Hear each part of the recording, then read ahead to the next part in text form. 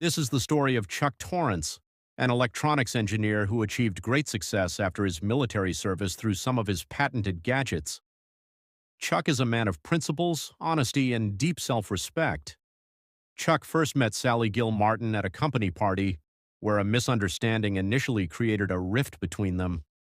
However, when the truth came to light, they decided to give their relationship another chance, and their bond grew stronger.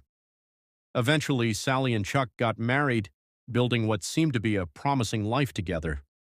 But one day, Sally abruptly ended their relationship, leaving behind a note that shattered Chuck's world. The betrayal deeply hurt Chuck, but instead of letting emotions control him, he faced the situation with a calm and calculated approach. Searching through Sally's computer, Chuck uncovered clues suggesting that Sally's story wasn't as simple as it seemed. So now let's dive deeper into the story and discover what happens next. My name is Chuck Torrance. I'm an electronics engineer. I had some good ideas for some electronic gadgets while I was in the military. When I got out, I patented them. I have since sold most of them after a couple of years of licensing them. If money is the scorecard of life, I hit a grand slam. I was 34 when all of this occurred. I am 5 feet 11 inches tall, have dirty blonde hair, blue to gray eyes, mood ring eyes. The color changes from blue to gray when my mood changes from relaxed to angry. I weigh about 165 pounds. I am no Adonis, but I have never had trouble finding a girlfriend. When I married, I got a dream in the looks department for my wife. Some other important things in my life and personality are, my word means something. When I say I'm going to do something, I do it. I have a slow fuse, but when I get angry, look out. I am not violent by nature, but if you hurt me, I will destroy you, either physically or emotionally. I am loyal to my family and my friends. And last but germane to this story, I am a one-woman man. I have never dated two women at the same time, even if I was not in an exclusive relationship. If I am in an exclusive relationship, I expect my partner to be exclusive. I have a history of broken relationships and a broken engagement to prove it. I have ended relationships because of no spark, but I made it clear that that was the reason. However, when I found that my lady did not understand exclusivity, she found out that that was not a good thing. Because of this relationship issue, I joined the army after I found my fiance's engagement ring on the nightstand when she was going out for a night with the girls. I never heard from my ex-fiancée after I made the phone call and thanked her for the return of the ring. She realized that she screwed up. I served my time in the service, and when I was discharged, I went to work as a consultant engineer for a security company. I met Sally Gil Martin at a Friday night company or customer get-together when I was 27. I was immediately attracted to her. She is tall, 5 feet 10 inches without high heels, has legs that start at the ground, reach heaven, and go back down the other side to the ground. She has flaming red hair, milk skin, and freckles all over her cheeks. She also has a smile that lights up her face and makes a dark room bright. At the time we met, she was 25 and introduced me to her boyfriend at the party. As we had a live dance band at the party and Sally was not dancing, I asked her boyfriend if he would allow me to ask her to dance. He looked at me like I was some kind of a weirdo and said that it was okay with him. Sally said sure, and when we were dancing, I found out some things about her life and career. She was the only child, a lie as I found out later, and she was being groomed by her father to take over the family company when her father was comfortable that she could. The music ended, and as I walked her back to the table, I thanked her for the dance. When I got back to the company table, I noticed something in my sports coat pocket. It was a note with Sally's phone number and a request to call her about getting together.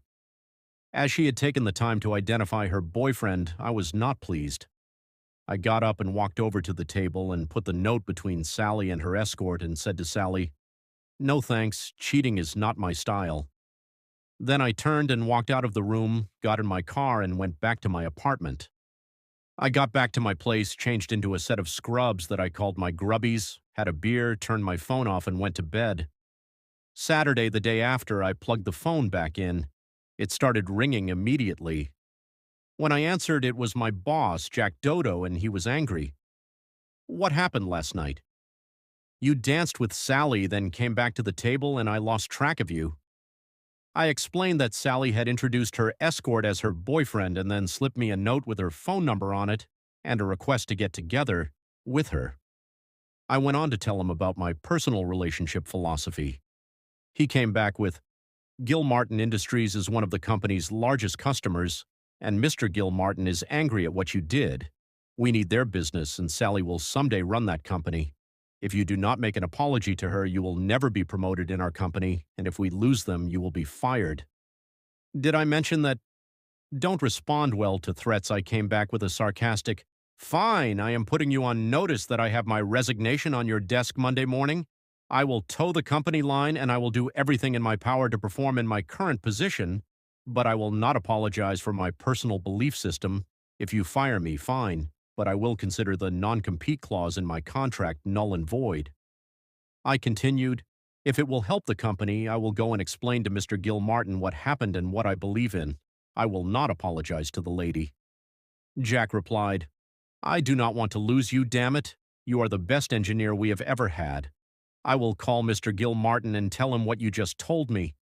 If he decides he wants to talk to you, I ask that you agree to talk. I will, I replied, but your threat is not something I will stand for. My resignation will still be on your desk Monday morning. With that, I said my goodbyes and called a couple of friends, Frank Gorman and Bob Meadows, that I had made in the service. They had started an alarm and security systems installation company and had asked me to come to work for them. They would not be able to pay me the same salary, but could offer me a chance to become a part owner. I gave them a rundown of what had happened and told them that if the offer was still on the table, I was willing to listen. They wanted to get together and suggested that we meet Monday evening at the country club that Bob's dad owned. I was also a member. I came back with, how about we go to the club's Sunday brunch? I explained that I was not sure I would have a job after Monday, and if I did, I would not discuss employment with them then, because I was on call for emergency repairs, so I had to work evenings all next week. They agreed. When I got to the club, the guys were there, and so were the Gil Martin and the guy from the party. At first, I thought that I was going there was going to be trouble, but after we got seated, Sally came over and asked if I could go over to their table for a minute. I reluctantly agreed, and when I arrived, Mr. Gil Martin surprised me by saying, Mr. Torrance, I want to apologize to you. I did not know the full story. If I had known what Sally had done, I would not have talked to your boss yesterday. I want to introduce you to my oldest child, David Gil Martin, Jr. The guy from the get-together stood up to shake my hand. He had a smirk on his face, so I did not extend mine right away. Sally then spoke up. Please, Chuck, David was my beard last night, so I did not get hit on by every Romeo that was there. I am sorry for what you thought, but when I finally understood what you thought, you were already gone. I want to have a chance to know you better, especially someone who has the character that you showed that night. I stood there for a second, then I said, I still do not like that you thought I would poach someone's girlfriend or that you lied to me twice, but I will think about what you said. What you did and what my reaction was has caused me major problems at my work. You need to know that while I now know you were sincere, I still am angry that you did not tell me what was going on instead of sneaking a note into my pocket. I continued, I'm going to return to my friends, and if you decide you still want to know more about me, contact me at work, or better yet, here is my phone number. I may not be working for a while after Monday. I am sorry to be abrupt, but I have some friends without an agenda to talk to. I would appreciate it if you would think about the entire weekend before you decide. I went back to eat with Frank and Bob. I told them of all of the happenings from the past 2 days. They thought my boss was over the top with the threats. They also said that the state courts have voided almost all non-competes, except for poaching by a direct competitor. They offered me a chance to buy into their company. I told them that I did not have the money to do that, but I had some gadgets that I was shopping around, and if they pan out, I may loan them some capital at a favorable rate. Then they offered me a job as their service supervisor. The pay would only be about 75% of what I was making now. I said I would give them a decision by the end of the coming week. Monday was almost as bad as I thought it would be. I had my resignation in my hand when I was called into the boss's office. I handed him the letter and turned to walk out. Jack said quietly, "If you continue out that door before we talk, you can just keep going." I stopped and turned around and said, "I intend to." You should understand that after the phone call on Saturday morning, I've already been offered a new position, and if you want to play hardball, I ain't playing. The new job offer is from a company that is not in direct competition. Because of that, I think you would have a hard time enforcing the non-compete clause, because I have solved your problem with Gil Martin Industries and I like this company. Say what you want, and I will decide if I will withdraw my resignation. Be aware of any more threats of job action, and I am out the door. As you said, I will keep on going. Jack sat back in his seat. He started to say something, stopped with his mouth open, closed it, and started laughing. When he finally stopped laughing, he said, "You are one bull-headed jerk, but I don't like threats either, so I would have said and done almost the same. As for the Gil Martin account, I talked to David Sr. yesterday, and he said he wished that all of his contacts had your integrity. He also said that when you went back to your table, David Jr. lit into his sister for using him in her deception. Your job, if you want to stay, is safe, but as I was not aware of all of the details, if you leave, I would not even think of enforcing the non-compete. I also want to apologize for making the threats. Like you, I have a temper and I get my back up and say things I shouldn't." I sat down and listened as Jack told me, "I want you to think about continuing here. You are being promoted to senior engineering troubleshooter. It will mean a lot less overnight travel, but also mean that you will be overseeing a bunch of bullheaded jerks. Does that sound like anyone you know?" I was flabbergasted. I left the office in a daze. When I got to my desk, there was nothing on it except a big note that said, "Follow the yellow brick road." I turned around and saw all of the engineers holding copy paper with yellow bricks on them and arrows pointing. I left and followed to the corner of our department, where a mock castle was set up with a desk, and all of the stuff from my area was here. On the desk was a big sign saying HHM Fist Chuck Torrance. I was totally in awe, and I turned to all of the people. I thanked them all for what they had done. Someone in the back shouted, "Look in the top left drawer." I did, and there was a toy whip. I started laughing, turned, cracked the whip in the air, and screamed, "All right, slaves, back to the salt mines." When the laughter stopped, I went to each desk and said thanks again. I also told them that Friday I was buying a couple of rounds at the Nut House, a local lounge that we normally stopped at after work when there was no work the next day. I said that everyone could leave their car at work, and I would rent vans to take us there, and for cabs to take everyone home. About 3 weeks later, one of my newer hired engineers came and asked if I would go with him to assist with a nagging problem we had with one of the Gil Martin plants. I asked for some background, and when he filled me in, I grabbed a software package in case we had to do a reinstall and all of the specification sheets. We left for the drive across town. When we arrived, the security department manager thanked us both for coming. He explained that they had an intermittent security breach signal in their supply room. He added that every time someone checked, the room was locked and nothing seemed to be out of place. One nice thing about our systems is that we have a recording of all of the security breaches and can see the time duration, where and how the alarms occurred. I looked over the history of the problems. I noticed that there seemed to be a pattern. All of the breaches occurred at shift change and through a door that was clearly marked as an emergency exit only. The funny thing was that the problem was occurring in the first and second shifts, but not in the midnight shift. There was not an every-time shift change or specific day problem. It was indeed intermittent, but always at shift change. I asked to go look at the door. It was a few minutes until the shift changed. I looked at the door, the connections, and the wiring. Other than noticing a small fraying of some of the wiring, I did not see anything obvious. Shift change came, and there was a parking lot on the outside of the door. As the cars left, I noticed that the frayed wires were moving around. All of a sudden, I had a brainstorm. I went up to the door and grabbed the push bar and pulled. The door and frame moved enough to trigger the alarm. There were surprised looks on the engineer and the security guys. The plant people saw that the mortar around the door was crumbling. They shook my hand and said that a work order would be produced as soon as possible. I told my engineer to replace the damaged wire, and when the door was fixed, there should not be any more problems. As we were returning to the van to get some wire, I explained to the new man that sometimes the alarms going off can point out problems that really had only a partial security problem. I told him about some of the problems that I'd had in the past. We fixed the wiring, and the plant facilities people were already fixing the door problem. The next morning, my company phone rang, and the receptionist told me I had a call.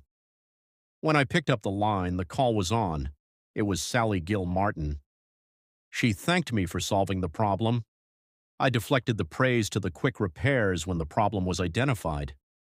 She also said that they figured out that because only maintenance worked the third shift, no one parked in that far lot. As we were ending the call, Sally asked me if I would accompany her to a charity event coming up in 2 weeks. I agreed. That started our relationship. We dated for about 6 months when Sally asked if we could be exclusive. I told her I already was, but we needed to sit down so she would understand my attitude about relationships. When we were finished with the conversation, Sally said that she felt almost the same, but she did wonder if exclusive meant no business dates. I asked what she meant by a business date. Before she could answer, I said that meetings and dinners with clients were not dates, but one-on-one entertaining of clients or coworkers at movies, plays, drinks, or similar activities would not make me happy. Sally looked confused and said, "Are you saying I can't take a male client to a movie as a thank you for their business?" "Yes, that is exactly what I'm saying, especially if it is just one-on-one, or you are to accompany a man from the business along with other couples. If the client or customer offers the same thing, that would break the exclusivity also. It is not a good business practice. It is very easy to misinterpret the meeting." Sally thought for a few moments, nodded, and said, "I see where you are coming from. Now that I think about it, it would be very easy to look at it as wrong." That clearing of the air, we dated for another 6 months when, at Halloween, I asked Sally to marry me.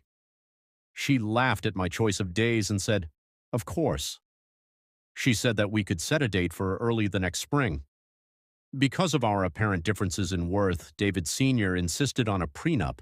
It was very specific. What we have before is ours.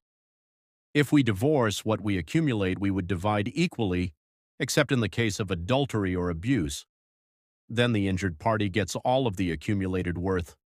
We had a great wedding, a lot of dancing, and when we left, the party was going strong. We honeymooned in Galveston, Texas, and on the Gulf of Mexico. I started to earn substantial money from my patents, but I put that money in an investment account and did not do anything with it except take enough out to pay all of the taxes. I was even given an offer for the sale of one of the older inventions for over $1 million. I sold it. We found a home in an upscale neighborhood, and when I saw how much Sally loved the house, I wrote a check for the full amount and told her we were putting down roots. Life was great until I found the note. I arrived home from a business trip on Friday at about 7:30 p.m. The house was very quiet. No TV, no sounds from the kitchen, no greeting from Sally, no noise at all. Strange. She was a TV addict. Even when she wasn't watching it, it was on. When I went into the master bedroom to change into my grubbies that I wore after work, I saw the note on the pillows of the bed. "Chuck, I know that this is going to be a surprise, but I am leaving you. I have found someone else. I will be finding an attorney in the next week. I will be filing for a no-fault divorce. I know I am hurting you with this, but I have fallen out of love with you. I still have feelings for you, and I am sorry for causing this hurt. I have not cheated on you, but this man has taken all of my heart. I know that you will find someone in the future. Please do not try to contact me. I will only talk to you through my lawyer. I hope you find a true soulmate. Sally." I was stunned, hurt, and angry. I had not seen anything like this coming. I had not noticed any changes in our family life. The only changes that had occurred were when Sally got angry every time I brought up starting a family. When I brought that up, there was a month or longer deep freeze, and at times it was so bad that I called David Sr. and David Jr. They both claimed they had not talked to Sally. They were surprised when I told them that she left me for someone else. I called Jack and asked for a couple of days off. I explained what was going on in my life and that I needed to find a lawyer. Jack had been through a divorce and said that his lawyer, Ralph Masters, saved him a ton of time, worry, and money. He gave me his lawyer's number and told me to take all the time I needed. I spent Saturday morning trying to understand what I did to cause Sally to act this way. I also thought there might be something that could point to the possibility that she was cheating. I couldn't think of anything offhand. There were no late nights, no nights out with the girls, no out-of-the-ordinary business trips. There were not any old boyfriends that she had said were back in her life. In fact, she complained about a guy from work who was flirting with her to the point where she had to fire him for harassment. Saturday afternoon, I had a thought. Sally, for all of her smarts, was a computer babe in the woods. She did not use a laptop and had an email account that I had set up for her. I tried to explain computer security and internet security, but she just did not get it. I went to the home office and fired up the computer. I checked the internet history and saw that there was a new email account. When I tried to check it out, I saw that it was password protected. As Sally was not computer smart, I knew she had to have the password stored around the office somewhere. The first places I looked were under the blotter, the bottom of the keyboard, and the sides and bottom of the computer chassis. Then I did a file search for files that had been accessed in the past several weeks. Bingo. There was a file called Password in a hidden folder that was not protected. Sally did not understand attribute settings, so when she set the folder up, she set it up as a hidden folder but did not realize that I could find it by changing the file view settings. In the password file, I found the password for that account and for an online bank account that I did not know about. When I checked the online bank account, I saw that Sally had been saving some money that I did not know about from a company that was in competition with Gil Martin Industries. There was nearly $5 million in it. I wondered what business Sally had with a competitor. I decided to mess with her mind. After I printed the entire account records out, I changed the password, closed that account down, and opened the email account. There was a smoking gun. All of the emails were to Jerry Marshall, and he was from a town about 30 miles away. I remember Sally saying she had to go to a meeting in that town about 8 months before I found the note. Reading the emails, it seems that when she went to the meeting, she met an old college flame. The old flame would not take no for an answer. This Jerry rescued Sally and put the jerk in his place. He was working at the competitor company. He was in product design. I saw now where the money came from.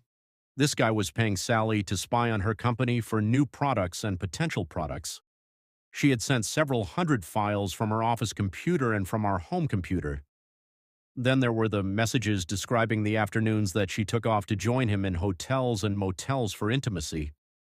She gushed about what a fantastic lover he was. Then she also ran down me to be a stick in the mud who wanted to ruin her figure by having a family.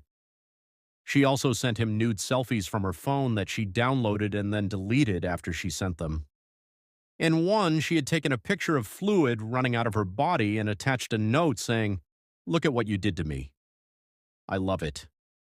In another, she took a picture of her butt, showing her big back, enough to put a 5-cell flashlight in it.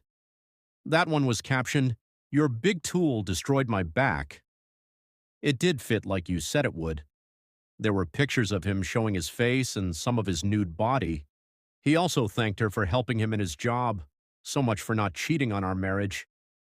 Now, if I went looking for him, I knew what he looked like. I also had some identifying tattoos and scars to go by.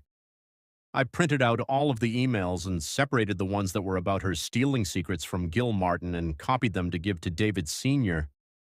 I then put all of the emails in an envelope and the copies for David Sr. in another one. I was now beyond angry, so I went back into her bank account and transferred all but 1 penny. For each day we had been married into a new account with my investment bank. I left less than $20 in the account.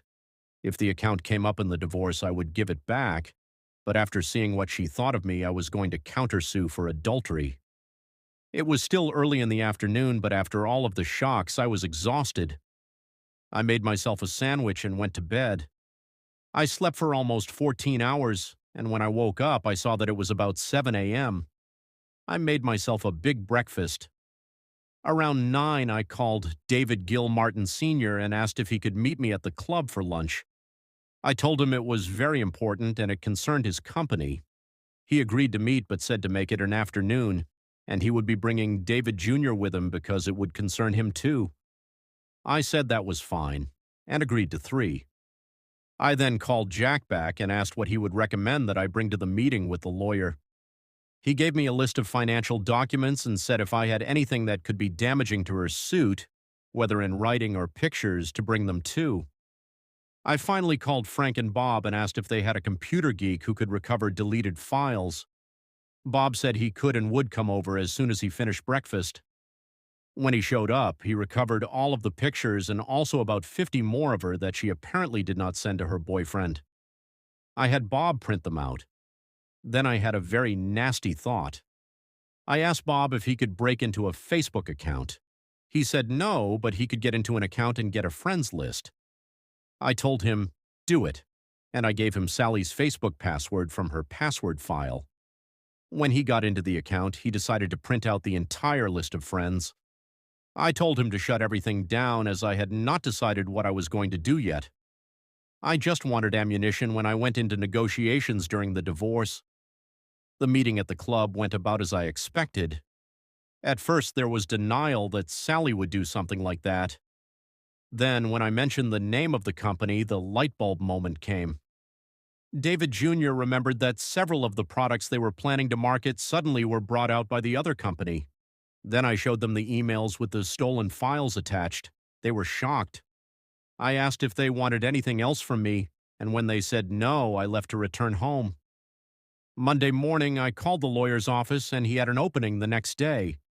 His secretary emailed me a list of things to bring to the meeting, and as I had most of them at the house, I put them in the packet with the emails and pictures. I called our insurance agent and had him send me the change of beneficiary forms. I called our bank and credit card companies and froze all of the accounts. Then I called my investment banker and got a $22,000 a day debit card and had him move some money into a drawing account to cover day-to-day bills. Then I told him to remove access to the accounts from anyone but me. He laughed and said, "You never did give your wife access, and when she tried to get into the account Friday, she was angry." I hung up and drove over to his office and picked up the drawing account drafts. Don't call them checks. He told me that Sally had come in with a withdrawal slip that she claimed I had signed. He told her it was company policy that all withdrawals had to be made out in their office, and then, and only then, would the funds be dispersed. I asked how much he tried to get, and he said $250,000. I asked if he had any record of the transaction. He said, "I will show you even better. I have the withdrawal slip, and because of your call, I made a copy of the video recording of the attempt. I will give you both for a drink tonight at the Nut House." I laughed and said, "Deal, shall we say 6? He agreed, shook my hand, and I left with the drafts and the evidence. I then went to the personnel office at my work and took Sally off my work life insurance, 401k documents, and also off my health insurance. The head of HR told me that health insurance was still in force until the end of the month, but after that it would only apply to me. I grabbed a late lunch, early supper, and went home to veg out for a couple of hours. When I got there, there were several messages on the phone. I listened to all of them, and they were all from Sally, complaining that her credit cards didn't work. I deleted them all. Then, as I was walking away, the phone rang again, and I saw that it was David Sr. I picked it up. He told me that Sally had called and cried to him that her credit cards didn't work. He said he just laughed and told her that he had frozen her trust fund so she could not get into that either. When I went to meet Ralph Masters, call me Ralph, he was pleased that I had almost all of the stuff he needed. He asked how I wanted to proceed. I asked him what would happen if I waited until I was served so I could have her served through her attorney. Ralph laughed and said that way she would probably be forced to pay his bill. I told him I would make sure that she would not stiff him, as I would guarantee his bill if I had to pay it myself. I then told him about her family's trust being blocked so she had no access to that money. I even said that I did not think of it. Her father did. When I returned home, there were some weeping messages from Sally saying that it was all a big mistake. I laughed to myself, then erased the messages. Then I realized that I was the owner of her cell phone. I called the cell phone company and closed my account effective immediately. I then went to Walmart and bought the same smartphone on a pay-as-you-go plan. It was easy to transfer all my contacts and personal information. I was even able to keep my phone number. As you can see by the steps I have taken, I am a vindictive son of a blip. I wasn't done yet. I had some plans in mind. I called Ralph and asked what his obligations were for reporting industrial espionage. He told me that he was required to report any crimes not involving his client. I told him that he needed to talk to the state police or FBI and give them copies of the documents I gave him. I also told him he could use me as a source. I then asked if we could sue the Lovers Company for alienation of affection and collusion. He said it probably wouldn't work, but the publicity would hurt them. I said, do it, and said my goodbyes. Two very important things happened the next week. First, I was served with divorce papers. The cheating woman was going to try to void the prenup.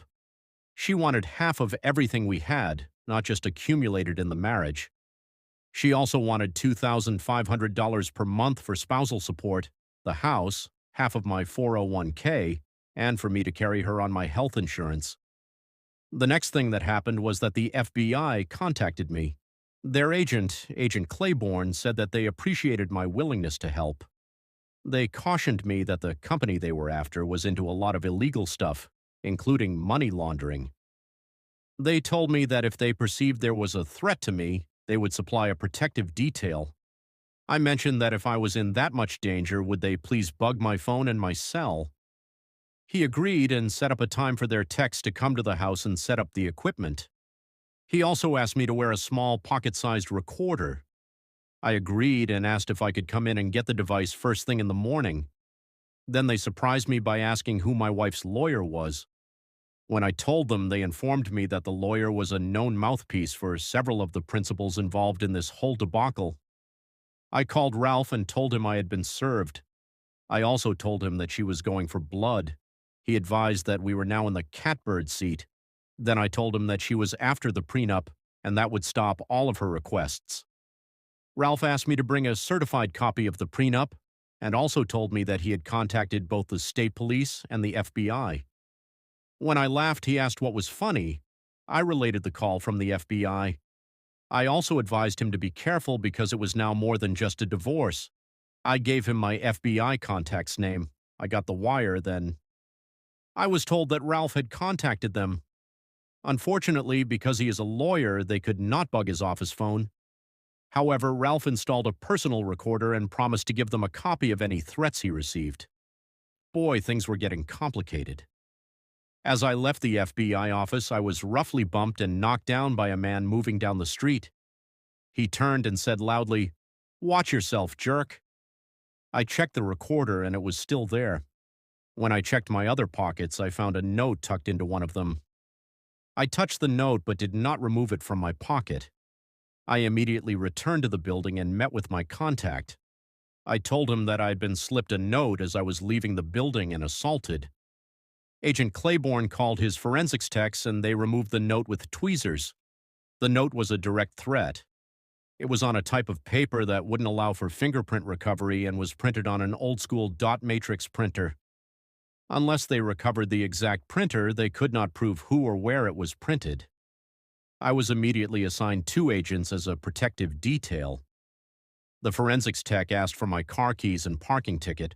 They said they would have the car checked out before moving it, and if it was safe, they would take it to my house.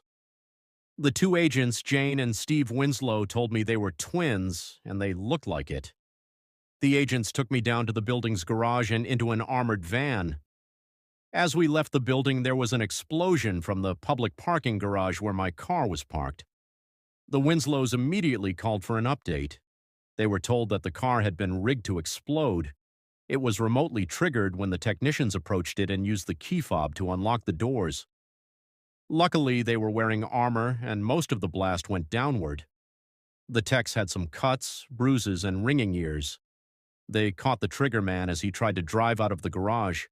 He had run over some debris from the explosion and punctured all 4 of his tires. That news did not make me feel better. I was afraid, but because I am such a stubborn bastard, it just made me mad. When we arrived at my house, the Winslows told me to stay in the van until they could check out the house. They went all around the house, out to the mailbox on the curb, and even checked all of the vehicles parked within sight of the house. When they came to get me, they told me they had found another threatening note in my mailbox and someone had tried to force the rear patio door. I explained that I was in the security business and had almost every angle of the house covered with 24-hour stop-action video surveillance. When they were sure there was no immediate threat, they wanted to see the video setup. I took them into the garage and showed them a large, very heavy safe that I had cemented into the garage floor. It was not visible unless someone moved the toolboxes. Jane commented that she had wondered why my garage back wall was tied up against a large grassy mound. I laughed and showed them the safe room, accessed by pulling the back of the utility closet next to the workbench. I explained, just because I'm paranoid doesn't mean the jerks aren't out to get me. They laughed. After we retrieved the DVR recordings, I set up the playback and DVD backup system. As we watched, we saw the man I recognized from the deleted pictures and hidden emails. When I pointed out the man and zoomed in on his face as he looked around to make sure no one was watching, the Winslows both nodded and asked for copies of the close-up. Then we started the playback again and saw our man and another I did not recognize come up the driveway and get up on the patio.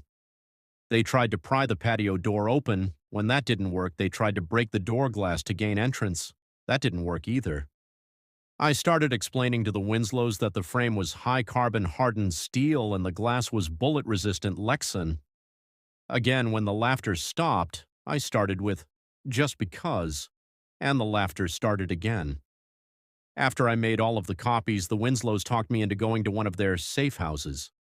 After I gathered enough clothing and necessities for a month or more, they said they would clear it with my boss and someone would be living in the house to try and throw the bad guys off. They also told me they would arrange for all of my phone calls to be forwarded to the safe house. On the way to the safe house, Jane told me that she recognized the guy. I identified him as Jerry. Jane said one of his names was Juan Gomez and that he was connected to the Kaloa cartel out of Mexico. She mentioned he was also a star in a lot of Mexican adult films and was a very bad boy in every way. That information made me think. As much as I despised what Sally did and was doing, I didn't want her dead, just gone. I asked Jane if they could track Sally down and get her to safety. I said I felt she was just a pawn in one of their schemes, a willing pawn, but she probably didn't know who she was dealing with. Steve said he would look into it as soon as I was in a safe house. I got settled into my new temporary quarters, which turned out to be a flag officer's house on a local Air Force base.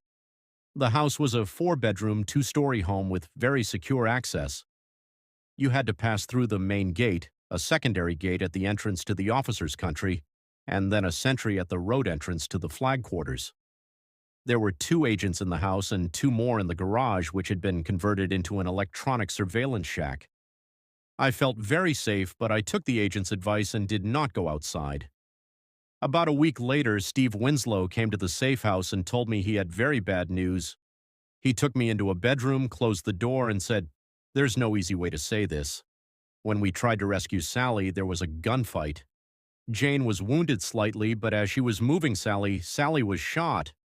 She is in serious condition but is expected to make a full recovery, except she lost sight in her left eye. She will probably have some scarring and we will be offering her witness protection. When she came out of anesthesia, she was asking for you. Do you want to see her?" Number. Not only no, but hell no. When she goes into witness protection, I do not want to ever see her again. I was so angry I was shouting. The woman cheats on me, steals from her family, and then, when she is caught, wants me to give her everything in the divorce. I know that I will also be going into the program, but if you want my testimony, you are going to have to get her to sign the divorce papers that my attorney will have her served with. Is that clear? I calmed down then and said, "I'm sorry I yelled at you, Steve, and I hope your sister is going to be okay. That stupid woman and what she did make me so angry. I really am sorry that she was injured, but I might have been better off if she had been killed. At least then I could mourn her and move on. Now, even with a divorce, I will know that she's out there somewhere." The divorce papers were signed. I was officially single again. The FBI even let me transfer all of my investments and licensing contracts to my new identity. They also let me keep the money I stole from Sally. The company that was spying on Gil Martin Industries went out of business. Gil Martin acquired the business in a secret government auction, and they were the only bidders. The price? $1. I bought a large piece of Bob and Frank's business. Mexico had a huge funeral and mourning festival for the death of one of their greatest adult stars. It seems the cartel blamed Jerry for seducing my wife and bringing the whole operation to a crashing end. The less involved officers of the company were sentenced to many years in Club Fed, and some of the more important ones were sent to a Supermax GI Bar hotel in Kansas. I have been moved to a safe house in the capital area. I now work for the FBI, training some of their tech people in video surveillance and security equipment. I have found a nice tech specialist in the Secret Service counterfeiting section, and we seem to have something going there. She too is only in for an exclusive relationship. It seems her former husband deserted her when she got pregnant. Her son is 6 years old and already calls me uncle and asks when he can call me dad. My old house is now an FBI safe house, and I've never heard from Sally. I know they relocated her, but they also told her that she would be prosecuted if she ever tried to find me. Life is a fatal disease. All we can do is fight like hell to make it last. And that's the end of today's story. If you enjoyed it, please give this video a thumbs up and drop a comment below. Your support helps the algorithm push my content further. If you're new to the channel, don't forget to hit that subscribe button. It really helps me keep creating more stories for you. Thanks for watching, and I'll see you in the next one.